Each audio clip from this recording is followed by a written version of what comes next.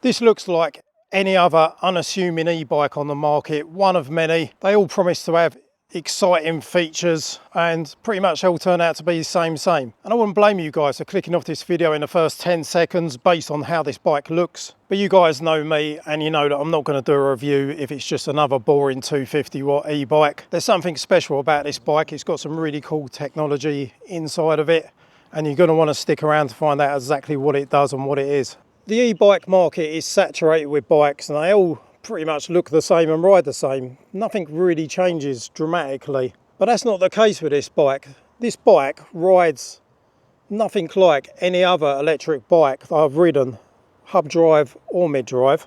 So today we're going to be finding out what makes this bike so different. I've had loads of electric bikes on the channel and for me this has to be one of the most genuine exciting advancements of hub motor technology that I've seen to date. So this is the Bafang H730 hub motor in this model and it is a 3-speed gear variable technology hub drive motor and it's actually an exclusive collaboration between Ado e-bikes and Bafang. And in this video today guys, I'm going to explain to you and demonstrate what makes this motor so unique and what the technology is all about and why it's caught the attention of someone like me that normally wouldn't give a dull looking 250 watt city bike a second glance.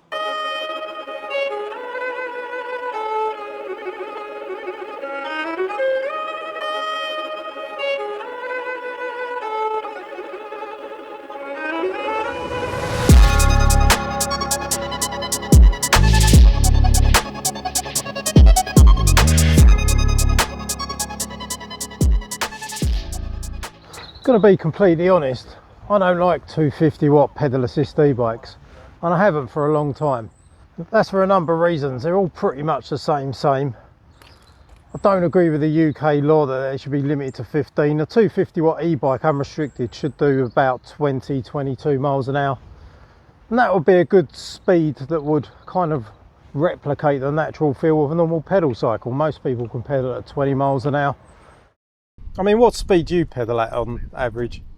According to wind and, you know, weather and everything, but anything from 15 to 25. I mean, if you're not doing over 15 miles per hour... It's more dangerous, the cars are going too fast past you. Also, it ain't good for you. Yeah. You know, you're not working your body. Yeah. You know, it's like going for a walk and you're just strolling. Yeah. If you're going for a walk, you've got to give it a little bit of, you know... But the crazy thing is, it's more than achievable on a pedal bike. Yeah. Like 20 easily. Yeah. Don't mind me asking, how old, what sort of age range are you in? I'm 81. Are you seriously 81? Yeah. Wow. I'm 44. Wow. And you can pedal between 15 and 25 on average miles per hour. Sometimes not being funny, 30. I'm blown away, mate. That's really impressive. Yes, really impressive for any age, let alone you could be 20, 30 years younger. And then to make matters worse, we're only allowed to have pedal assist in this country now, which means you can't have any throttle with graduation and it's just like an on-off switch. And that means you've got no control. Like we're in a car or a motorbike or anything else, you've got a throttle where you can graduate from 0 to 100%. And that makes you feel connected to the machine you're using. If you've got a throttle, you've got control. And if you've got control, you've got safety. So this is the problem for myself. Without torque sensing on the pedal assist, UK 250 watt e-bikes are lacking control, dangerously too slow, and you just don't feel at one with the bike. Now this is different.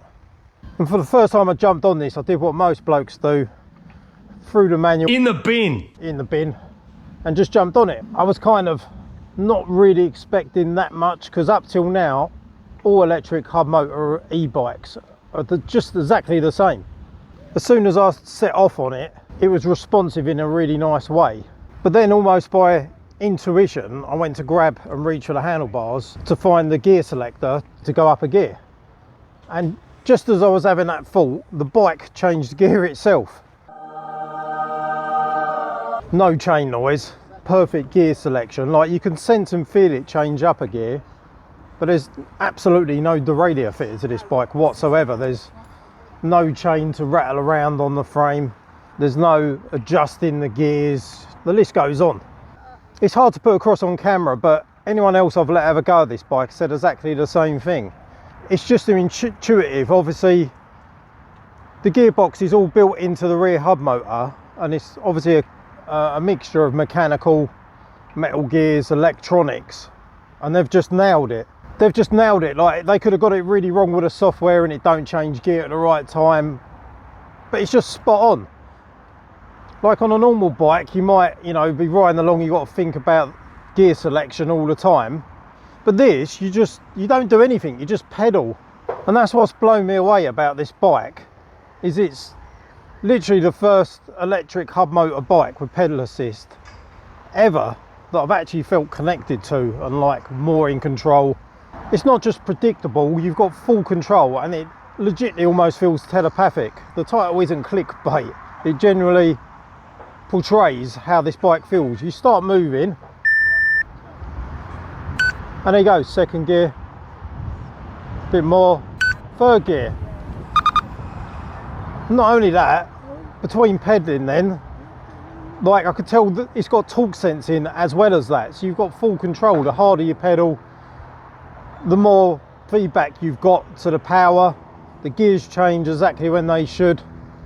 Like, there's so much more control with this bike that I just love the way it rides. And for like the first time ever with a pedal assist e-bike, I actually feel at one with a bike, and like it's not dangerous, and it's not only that, it's pleasurable to ride. It just removes everything and seals it all within the motor in the back. Weatherproofed, out of sight, you can't bend it on a rock. It's just great. There hasn't really been any major improvements that I can see, especially in hub drive motor technology, any time that I can think of. Nothing that majorly changes how a hub drive works. It combines the best of hub drive and mid drive together in one package. So you've got the gearing of a mid drive, but then you haven't got the metal chain, the derailleur. This is set up in kilometers an hour at the moment, but I'm pedaling away in first gear. There you go, it's gone up into second, and then it's gone up into third. Just a little tiny little metal clunk that you can just about hear, and it sounds really good quality. It's very hard to portray, but I just really enjoy how this thing rides.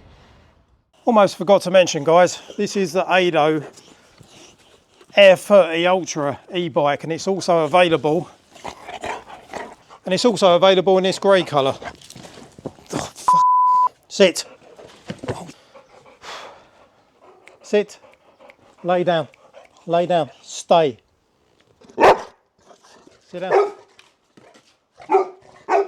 Right, you guys might be asking, why have I got two of these bikes in this video today? Well, Ado sent me the first one you saw, and I liked it so much that I've got the grey one for myself. City bikes are not my cup of tea, if I'm honest, and neither are dull, boring e-bike reviews droning on about the fact it's got a bell on the handlebars. I'm going to be setting myself a challenge today. I've got a bunch of parts in the shed behind me, and we're going to see if in an hour or less I can completely transform how this bike looks, and the image of it being a boring, dorky city commuter e-bike, which some people might like, but not me.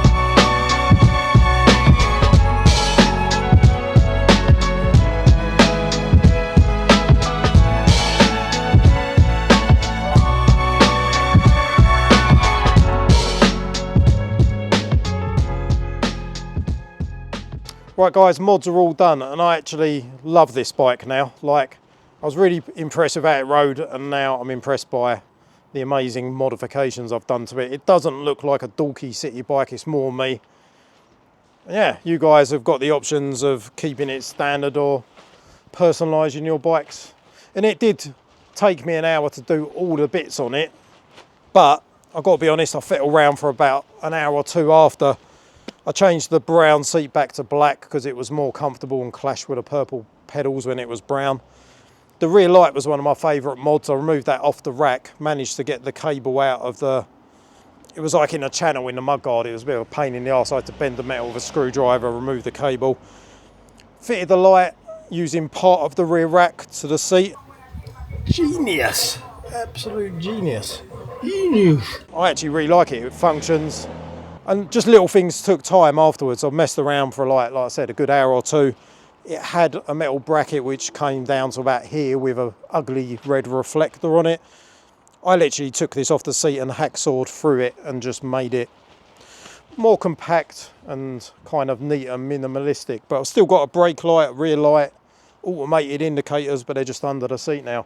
This is going to be staying in the fleet of under the radar 250 watt e-bikes that are actually enjoyable to ride without a throttle.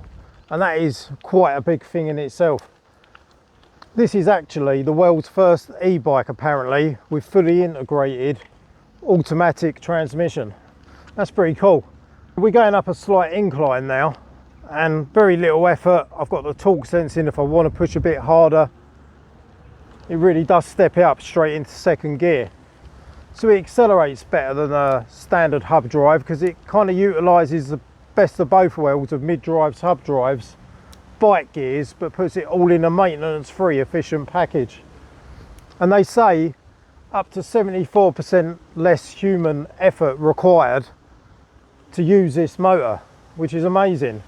And in turn, even the battery range, 100 kilometers, 60 miles, because it utilises the motor more efficiently. The pedalling cut out at 25 km/h then going downhill, and I rolled up to 29. The bike itself is decent. When you see it in this stripped down form, you can see that the frame is actually really interesting, the slope on the top tube, the integrated battery. When you start looking more into this bike, it does have a lot of features and a lot going for it. And even on light off-road dirt tracks, I think this will work quite well as a gravel bike with the correct tyres. Speaking of which, they're actually puncture resistant as standard, so that's pretty decent. You've got a suspension seat post to comfort the fact it's got no suspension. It is more of a city bike. This is a well-built bike and a well-designed bike, well thought out. There's much more features to this bike as well. You've got a 3.5-inch smart, full-colour smart display. It's got smart features which you can get a year trial on it, and after that it's £15 a year. But with that, you've got full GPS anti-theft, detects movement for the price a year cheaper than the bike lock. Hydraulic disc brakes, which are good out the box. The bike itself weighs 20 kilograms, which isn't bad at all. And I think it doesn't even look like an e-bike. Like a lot of people just think it's a normal bike. You've got no throttle, no worries with the law in the UK. This is it then, guys. A 250 watt e-bike that is finally worth having in my opinion. Check out the link in the video description for Ado's website. I hope you enjoyed this video, guys, and I'll see you in the next one. Take it easy.